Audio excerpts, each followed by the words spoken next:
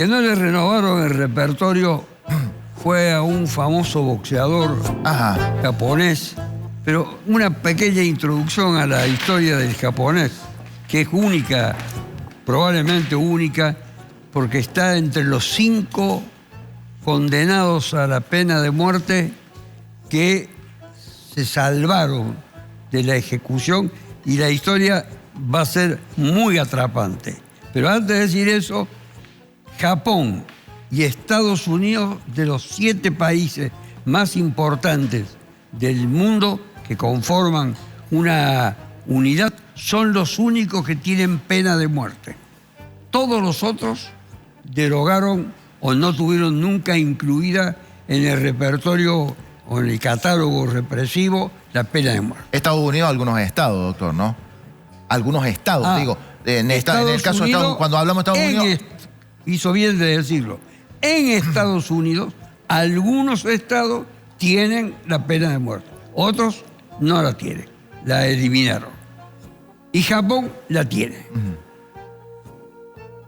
Este hombre de la historia, los datos que vamos a dar son realmente para que lo tengan en cuenta aquellos que hablan de la lentitud de la justicia. Sí.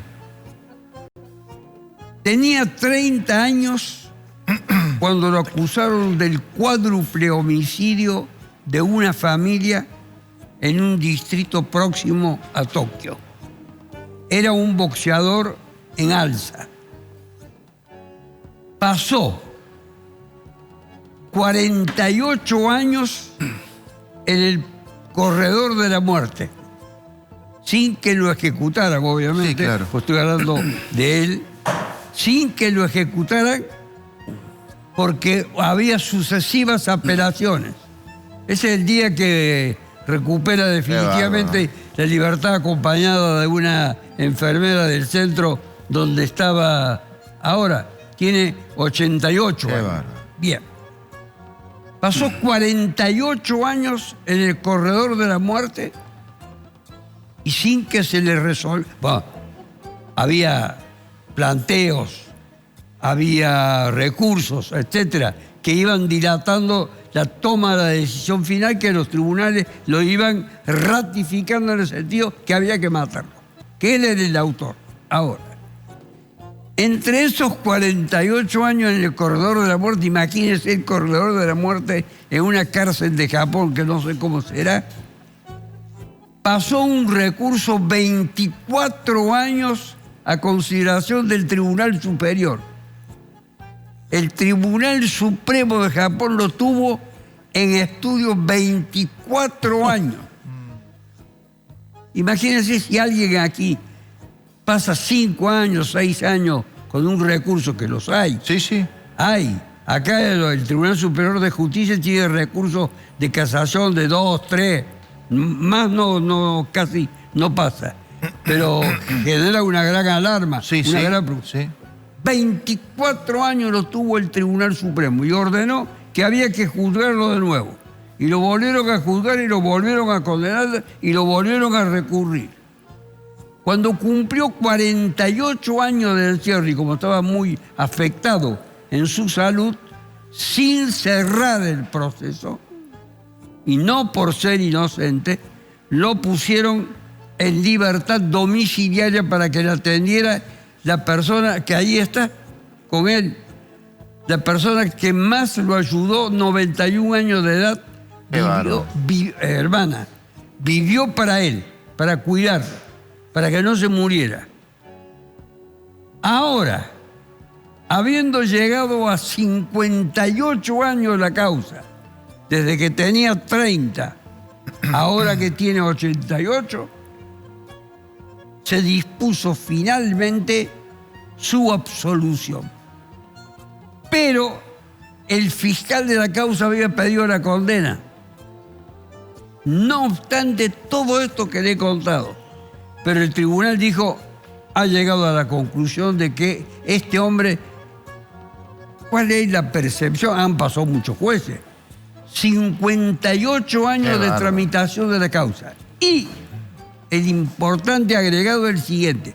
Le hicieron una campaña periodística y también jurídica al fiscal para que no recurriera.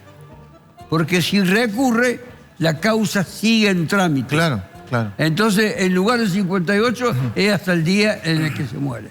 Finalmente, ahora sí estaba en prisión domiciliaria los últimos 10 años, ahora sí está plenamente, no recuperado desde el punto de vista físico, plenamente en libertad, porque tiene un pronunciamiento de absolución. Es uno de los 5 presos condenados a la pena de muerte que están en estado de indefinición y que no se sabe cuál, no en Japón, en el mundo. Y la mayoría lo están en Estados Unidos, porque de los que ejecutan rápida, expeditivamente y de una manera contundente están Arabia Saudita, Egipto y Yemen, que no pasan mucho tiempo con las apelaciones, nada, dictan la sentencia y directamente lo ejecutan. Es decir, no hay tiempo para las apelaciones. Entonces, esto nos sirve a nosotros de enseñanza, que en un país súper desarrollado como Japón, súper desarrollado, que tiene un altísimo nivel de vida. El emporio tecnológico del mundo. Uno pensa, ¿se acuerda que todos los artículos que nosotros tenemos cuando teníamos menos edad eran de Japón? Sí.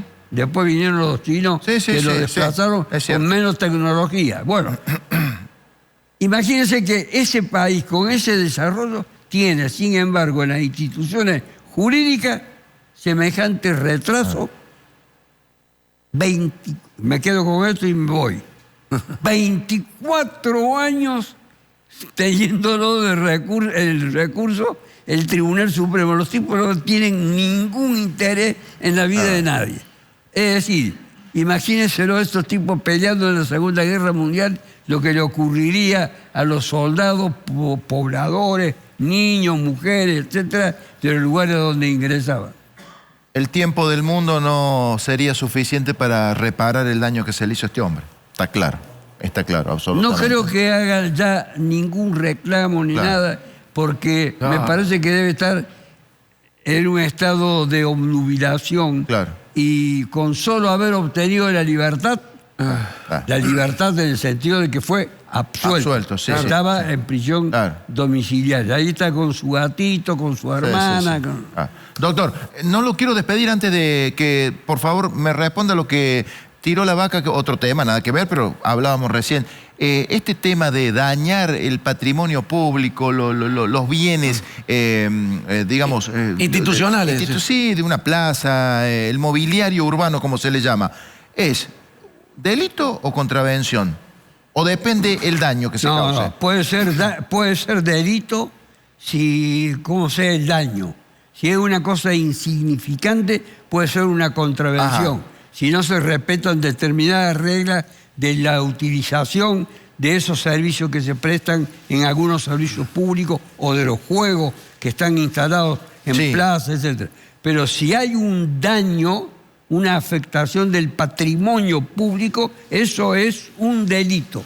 Y como tal, la persona que es sindicada, individualizada, identificada y detenida, tiene que correr con los riesgos de ser enjuiciado, si alguna vez va a juicio, como autor del delito de daño. Y el daño es calificado, es decir, agravado, cuando se trata del patrimonio público. Por ejemplo, acá lo que mostramos, romper, destruir un tablero eléctrico con lo que pudiera llegar a causar a futuro una muerte, por caso, con una descarga... Esa puede tener otras derivaciones, usted lo estaba señalando, además de ser un daño, porque usted habló de la intemperie, que quedaba en la intemperie.